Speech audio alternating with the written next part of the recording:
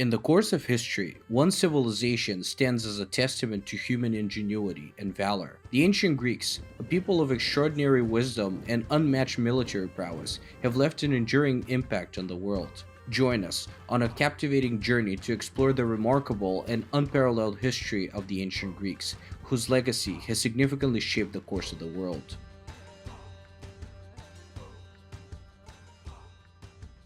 To understand the origins of Greek culture, we turn back to the Middle Bronze Age, approximately between 3000 and 1400 BC, where the Minoan civilization thrived on the island of Crete. This advanced society, known for its artistic achievements and intricate palaces, laid the early foundations of Greek culture. However, the Minoan civilization faced numerous challenges around the 17th century BC, including natural disasters such as the eruption of the Thera volcano and destructive earthquakes, which led to its gradual decline. In the latter half of the 15th century BC, a significant cataclysmic event unfolded, allowing the Mycenaean Greeks from mainland Greece, who had been influenced by Minoan culture, to expand into Crete. Modern archaeologists believe that a great fire spread throughout the entire island of Crete, destroying all Minoan palaces except for the one in Knossos, which allowed the Mycenaeans to take over the island.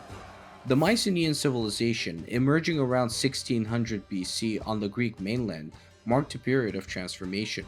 Influenced by Minoan Crete, it endured until its collapse around 1100 BC. After the Mycenaean expansion into Crete, the Mycenaeans adopted a form of the Minoan script, Linear A, for their language, which subsequently evolved into the script known as Linear B, characteristic of the Mycenaean era. This era became the historical backdrop for the epics of Homer, along with numerous aspects of Greek mythology and religion. The ultimate demise of the Mycenaean civilization, occurring around 1100 to 1050 BC, remains a topic of scholarly debate. Two prevailing theories are considered: population movement and internal conflict.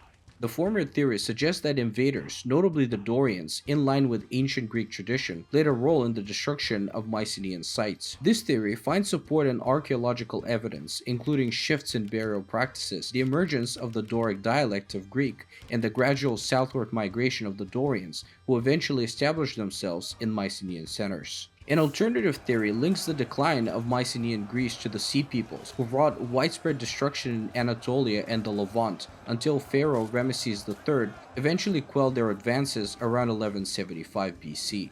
Moreover, alternative theories suggest that the decline of Mycenaean Greece might have been triggered by internal conflicts, including disputes and warfare among Mycenaean states or general civil unrest. In general, due to the limited archaeological evidence available for Greece in the 12th and 11th centuries BC, there remains an ongoing debate among scholars regarding whether the communities that succeeded the Mycenaean states were new arrivals or pre-existing populations within Mycenaean Greece. After the fall of the Mycenaean civilization, the landscape of ancient Greece began to undergo transformative changes, laying the foundation for the cultural tapestry that we now recognize. Emerging from the remnants of Mycenaean influence, a new phase unfolded during the Greek Dark Ages, characterized by dispersed settlements in small farming villages. This period marked the genesis of the Greek city-state or polis, where evolving communities developed distinct governments, legal systems, and armies. In the maturing city-states, by the early 7th century BC, during the Archaic period, a common yet diverse pattern emerged. Despite shared linguistic and cultural traits, each city-state exhibited specific features in governance. Some were governed by local kings, while others fell under the influence of wealthy aristocrats monopolizing political power. Amidst this evolving landscape, various Greek subcultures took shape. While scholars do not universally agree on the exact number of Greek subcultures or the precise distinctions between them, it is evident that there were unquestionably several significant ones. The Dorians, primarily located in the Peloponnese, notably Sparta, were recognized for their discipline, military emphasis, and conservatism, maintaining traditional customs against external influences. In contrast, the Ionians, situated in the Ionian Islands, Western Asia Minor, and Athens, oriented themselves towards trade, commerce, and maritime activities. Their cultural openness fostered a cosmopolitan atmosphere, embracing diversity in arts, philosophy, and trade. Simultaneously, the Aeolians, inhabiting parts of Thessaly, Boeotia, Lesbos, and Tenedos, made noteworthy contributions to Greek literature and music. Although less distinct than the Dorians and Ionians, the Aeolian regions harnessed their distinct culture, enriching the broader tapestry of ancient Greece. During this period, ancient Greece also witnessed a period of expansion through widespread colonization, a response to the growing population against limited available land. These colonies, established from the 8th century BC onwards, became pivotal in disseminating Greek culture, trade, and political ideals. Southern Italy and Sicily witnessed the establishment of numerous Greek colonies, such as Sybaris, Croton, and Tarentum, contributing to the cultural and economic development of the region. The Ionian cities along the coast of Asia Minor, including Miletus, Ephesus, and Halicarnassus, became vibrant centers of trade and intellectual exchange. Venturing into the Black Sea, the Greeks founded colonies along its shores, with Byzantium, later Constantinople, and Chersonesus emerging as key hubs for commerce and cultural exchange. North Africa saw the establishment of the city of Cyrene in present-day Libya, serving as a thriving Greek colony. The islands of Corsica and Sardinia in the western Mediterranean became host to Greek settlements, further expanding the reach of Greek influence. Cyprus too became a site for Greek colonization, with cities like Salamis fostering trade and cultural interactions. These colonies were more than economic and strategic outposts. They acted as conduits for the dissemination of Greek language, art, architecture, and political concepts. The establishment of colonies not only shaped the interconnectedness of the ancient Greek world, but also left an enduring legacy that significantly contributed to the cultural and historical richness of Greece. One of the defining chapters in ancient Greek history unfolded during the 5th century BC, marked by a conflict between the Greek city-states in the Achaemenid Persian Empire, the undisputed hegemon of the Middle East seeking to extend its influence into Europe.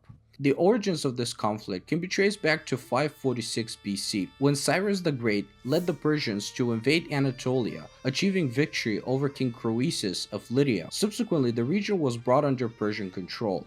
Ionia, which was home to many Greeks, was incorporated into the Achaemenid Empire. Local Greek rulers were appointed to govern, but their administrations were frequently marked by issues of corruption and incompetence. The discontent in Ionia culminated in the Ionian Revolt, initiated by the local Greek ruler Aristogoras. Seeking support for the rebellion, Aristogoras convinced Athens and Eretria to back the uprising. However, the revolt was ultimately crushed by King Darius, the successor to Cyrus. The involvement of Athens and Eretria in the Ionian Revolt provided King Darius with a casus belli to invade Greece and expand his realm into Europe. The first Persian invasion occurred in 492 BC, led by generals Datis and Artaphernes. Athens and Sparta, despite being at war at the time, formed a temporary alliance to resist the Persian invasion. Athens, possessing a formidable fleet, and Sparta, renowned for its skilled land units, joined forces against the impending threat. The first Persian invasion included the siege and the destruction of Eretria in revenge for the city's involvement in the Ionian Revolt, and culminated in the Battle of Marathon. Despite being outnumbered, the Athenians, under the strategic leadership of Miltiades, successfully repelled the Persians against the odds. Following the Persian conquest and sacking of Plataea, coupled with a naval defeat of the Persians at Salamis, the invaders reached Athens. This prompted the evacuation of the city by its inhabitants to avoid bloodshed. Despite this, the Persians burned down the city much like they did with Eretria, once again in retaliation for Athens' involvement in the Ionian Revolt. In the summer of 479 BC, the Greeks regrouped for the Battle of Plataea, securing a decisive victory. This triumph initiated a Greek counteroffensive, eventually leading to the siege and capture of the Persian-controlled city of Sestos. The Peace of Callias, signed in the aftermath, formally concluded the Greco-Persian Wars, ending the conflict in a Greek victory.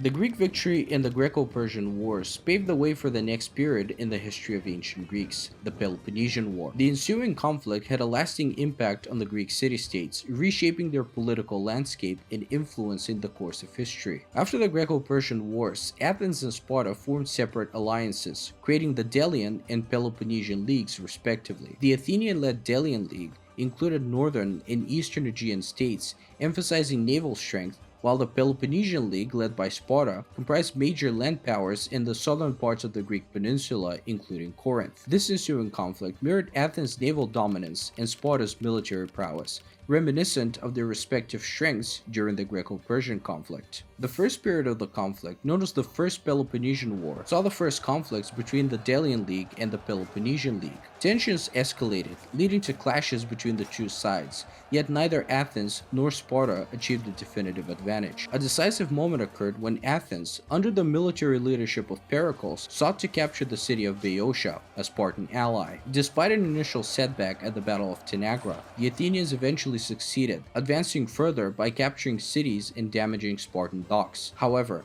in 554 BC, Athens faced a defeat when its expeditionary force to support a rebellion in Egypt was defeated by a Persian army under Megabazus. This defeat marked a turning point in the conflict, affecting Athenian influence in the Aegean. In the aftermath, Athens focused on reorganizing the Delian League and stabilizing the region. The culmination of these events and the desire for a temporary cessation of hostilities led to the negotiation of the 30 Years' Peace in 446 BC, marking the conclusion of the First Peloponnesian War. The Second Peloponnesian War, spanning from 431 to 404 BC, emerged as a direct continuation of the simmering tensions and unresolved issues from the First Peloponnesian War. The uneasy peace established by the 30 Years' Peace in 446 proved fragile, as underlying hostilities between Athens and Sparta continued. The Archidamian War, the initial phase of the conflict, witnessed sporadic clashes and strategic maneuvering reminiscent of the earlier conflict. The Peace of Nicaeas in 421 BC, a short-lived truce, failed to address the fundamental geopolitical rivalry, setting the stage for renewed hostilities. The fragile peace was shattered with the ambitious Sicilian expedition, a pivotal event in the Second Peloponnesian War. Athens, still recovering from the Egyptian expedition's setback, sought to expand its influence by launching a large-scale campaign against Syracuse in Sicily. However, the expedition ended in disaster, significantly weakening Athens and strengthening its enemies. The subsequent Ionian War marked a critical turning point as Sparta gained support from the Persian Empire, altering the strategic landscape and intensifying the conflict. Ultimately, the Second Peloponnesian War concluded in 404 BC, with Sparta emerging as the victor. The pivotal naval engagement at Aegospotami in 405 BC proved decisive, as the Spartan fleet led by Lysander defeated the Athenian forces, crippling Athens' naval power. Subsequently, Athens, besieged and weakened, was compelled to surrender to Sparta. The Peloponnesian Wars collectively left a lasting impact on Greece, ushering in a new era marked by shifting power dynamics and a reconfiguration of alliances in the Hellenic world. The Peloponnesian War profoundly weakened the Greek city-states and their traditional power structures. The protracted conflict left Greece politically fragmented and militarily exhausted. The power vacuum created by the war laid the groundwork for the rise of the Kingdom of Macedon under the leadership of Philip II and Alexander the Great. In the interest of time, we will conclude our exploration of the history of the ancient Greeks in this segment. In part 2, we'll delve into topics such as the Greekness of the Kingdom of Macedon, examining its rise under the leadership of Philip II and the unparalleled conquest of his son, Alexander the Great. We'll then continue with the Roman conquest of Greece and the subsequent profound influence of Greek culture on the Roman Empire. Lastly, we'll talk about the lasting legacy of the ancient Greeks and their enduring impact on modern civilizations. If you enjoyed this video, make sure to subscribe to our channel and click the notification button so that you can be notified as soon as part 2 is released, as well as to keep up with future content.